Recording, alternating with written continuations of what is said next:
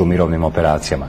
Ukazano je da je u Bosni i Hercegovini vidan napredak i po tome što je Bosna i Hercegovina od zemlje u kojoj su nekad masovno djelovale vojne mirovne snage postala država koja sada svoje vojnike šalje u druge mirovne misije. Oružane snage Bosne i Hercegovine daleko su od standarda NATO-a, barem kada je riječ o oružju, tehnologiji i raznim vrstama informatičko-komunikacijskih sistema. Trenutno radimo na drugim stvarima. Mi to sad radimo modernizacijom svijesti naših ljudi, modernizacijom procedura koje možemo da moderniziramo i minimalnim nabavkama u sferi komunikacijske i informatičke tehnologije kojima održavamo interoperabilnost. Ništa ozbiljnije neće se promijeniti u skorije vrijeme u našim oružanim snagama, opremi i naoružanju, jer novca za modernizaciju nemamo. Ali zato imamo ljude koje šaljemo u mirovne misije. 10 vojnika trenutno se nalazi u Afganistanu. Imamo veliki zadatak u Afganistanu. Mi branimo vlastitu sigurnost, evropsku sigurnost, jer je ova zemlja u stvari centar za obuku terorista i na ovome treba raditi.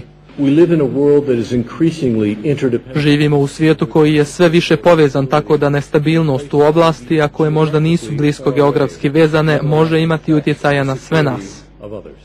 Ministar Cikotić kaže da se rizik isplati, a interesi za slanje vojnika u mirovne misije su višestruki. Prvo, da bi postala članicom NATO saveza, ona mora pokazati da je sposobna da na nivou partnera dijeli rizike i teškoće operacija podrške miru, ali i drugih mehanizama kolektivne sigurnosti, što je suština NATO saveza.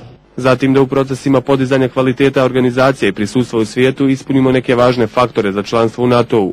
Saradnja Ministarstva odbrane Bosne i Hercegovine sa svim nivoima vlasti je dobra, ali može biti i bolja. Može se planirati brže, može se organizirati kvalitetnije i bolje i u toj sferi ćemo u okviru ovog seminara raditi na poboljšanju procedura i postupaka koji će garantirati viši kvalitet izvršenja misije učešća pripadnika različitih odbrambenih i sigurnosnih struktura BiH u mirovnim misijama.